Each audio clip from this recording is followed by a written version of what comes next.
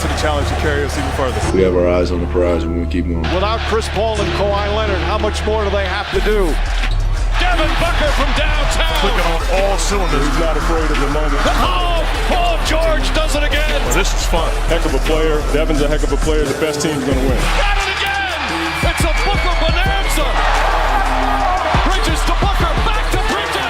This is a really big win for us. It's only one game. We have another one Tuesday that we're getting ready for. Good day. What's going on, everybody? Welcome into First Take. Thank you for hanging with us. Max Kellerman, how we feeling? How we living? Ready to go? All right. Stephen A. will be with us in just a moment. He's in Phoenix getting all settled. Obviously, he's got a Stephen A. Sports Center tonight. That'll be fun. And, of course, the game. Let's talk about it. Game 2 tonight. Obviously, they're in Phoenix, the home team with a 1-0 lead. Kawhi Leonard is out again with a sprained knee. Chris Paul is also listed as out due to COVID health and safety protocols. Suns are favored by 5.5. Max Kellerman, if the Clippers lose tonight and go down 0-2, will they come back like they've done in these playoffs against the Mavs and the Jazz? Oh, I'm not ruling that out. The Clippers can lose 2 on the road, especially without Kawhi Leonard, and they can come back in this series. How do I know? They've done it twice in these playoffs. How do I know? What's the greatest comeback in the history of the NBA? It's the Cleveland Cavaliers coming all the way back on the Golden State Warriors, down 3-1 to the greatest team ever, right? 73 wins, and they came all the way back. And who was the coach of that team? And that's, before we even get to the rosters, what I want to talk about.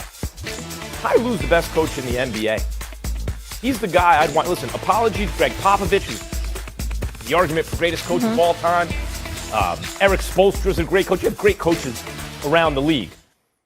But if I had to choose one guy, I'm considering everything, developing players, getting, their confidence right, the X's and O's, making adjustments in series, all that stuff, experience, age, factor everything in. Give me Ty Lue. I think he's the best coach in the NBA. He's the guy you want. And that's the coach you got. Now, the Clippers just went to the end of a game on the road where the Suns they didn't have Chris Paul. The Clippers didn't have Kawhi. On the road, in front of a great raucous hometown crowd for the Suns, with a 40-point triple-double and nearly flawless play from Devin Booker, the Clippers came that close to winning the game. No Kawhi. That close to winning the game. By the skin of their teeth, they lost. If they lose another competitive game to the Suns on the road, can they come back and win this series, provided Kawhi comes back? Do they have a Finals MVP on the team? No, they have a 2-time Finals MVP on the team if Kawhi's playing. Paul George has stepped up, and playoff P, it now goes back to meaning like actually he can play when it matters most. They have an excellent supporting cast. Playoff Rondo, and the best coach in the game. Yes, they can do it again. All the Suns will have done if they win the first 2 games is defend home court. Clippers still going to have to win a game on the road, but the answer is you cannot count them out. They can do it. And Max, the other thing I want to point out, you talked about Paul George stepping it up. Post-game press conference after Game 1, he talked about that. Now we're just going to go back, watch the film, and work on those adjustments that you said Ty Lue is so fantastic at. I think we have Stephen A. now. Mr. Smith, you with us, sir? I can hear y'all fine. I can't see y'all, but I can hear you. How y'all doing? We can see you. You're looking good. All right, so Stephen A., tell me this. If the Clippers lose tonight and they go down 0-2, do you think they'll come back again like they have in this playoffs we saw with the Mavs and the Jazz? No. I think this is a different beast. I think when you were going against the Utah Jazz, as sensational as I believe Donovan Mitchell is, he was the only guy on the court that could make a play for himself. The rest of them were completely dependent on him and what he created for them in order for them to score the ball. And when you're playing against stout athletes like the Los Angeles Clippers with Kawhi, with Paul George, even though Kawhi wasn't there the last 3 games, but with a Paul George, with Reggie Jackson, who's playing for a new contract and playing lights out, with Morris and everybody else, I mean, you're going to have to show up. In the case of the Phoenix Suns, that's not their issue. CP3 might be out, but Devin Booker, the second coming of Kobe Bryant, as far as I'm concerned, when you look at the kind of show he's capable of putting on, that's one element. When you look at Cameron Payne coming off the bench and subbing for CP3, I think that's another element. When you look at Mikal Bridges and the way that he's been playing, you look at the experience of a Jay Crowder, who's as tough as nails.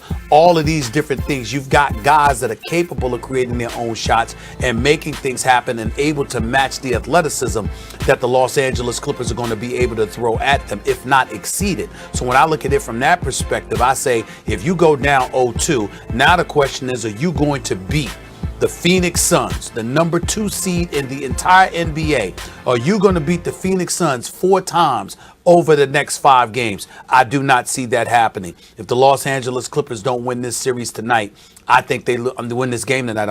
I think they lose the series. And there's no disrespect. I mean, you look at Ty Lue and the kind of adjustments he's capable of making.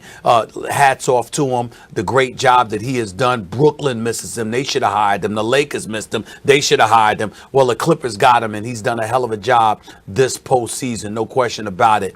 But in the end, without Kawhi Leonard and being down 0-2, ultimately with CP3 coming back. We know he's coming back. We don't know that about Kawhi Leonard. Los Angeles Clippers lose game 2. Los Angeles Clippers lose this series. Listen, all the Suns will have done is defend home court. Like every series that has ever been played, either we go up, home team may be in trouble, team with home court, they lost home court. You know, all you need to do is get a split on the road, or, okay, they defended home court. Now, you're right. Clippers are going to have to get a win on the road. I don't see that happening without Kawhi Leonard. They don't have Kawhi Leonard. They lose game 2, of course. They're going to lose. Terrence Mann can play, and you and I have been talking about that earlier in the season. The kid can play. He's not Kawhi Leonard. But if Kawhi comes back, this team is excellent in terms of its top stars, MVP caliber, especially in the finals, in the playoffs. We've seen Kawhi do that. They have a second banana in Paul George, who has stepped up. Mentioned Rondo. You mentioned the play of Reggie Jackson. Terrence Mann stepped up, and he can actually play. That's not a fluke. Morris, et cetera, et cetera. Well, they got a really good and deep team, Stephen A., and the best coach in the business. Well, I get where you're coming from, Max, and we can't summarily dismiss that, particularly with what we've seen from the Clippers. But I do think it's important to ask yourself the other question that I posed a bit earlier. Could you see the Phoenix Suns losing 4 times over the next 5 games? We've seen no evidence of that. As a matter of fact, the only thing that comes close to qualifying as evidence when you're talking about the Phoenix Suns is if you're willing to say, excuse me, they're kind of allergic to prosperity because throughout this season, they've been known to give up some big leads. They get a bit comfortable with themselves once they know they could blow somebody out and run them out of the gym. You know what? They tend to slack off a little bit. You could make that argument. That's about it. And I just think that that's what we have to look at when we look at this team. And we got to look at a guy like a Devin Booker. And I'm going to keep bringing his name up. This is his first ever playoff. Well, Devin Booker, we lost Stephen A for a second. Devin Booker, as I've been saying, is the mini Mamba. So that going into these playoffs, in the sense that he's not as tall as Kobe was quite, he's not as good defensively.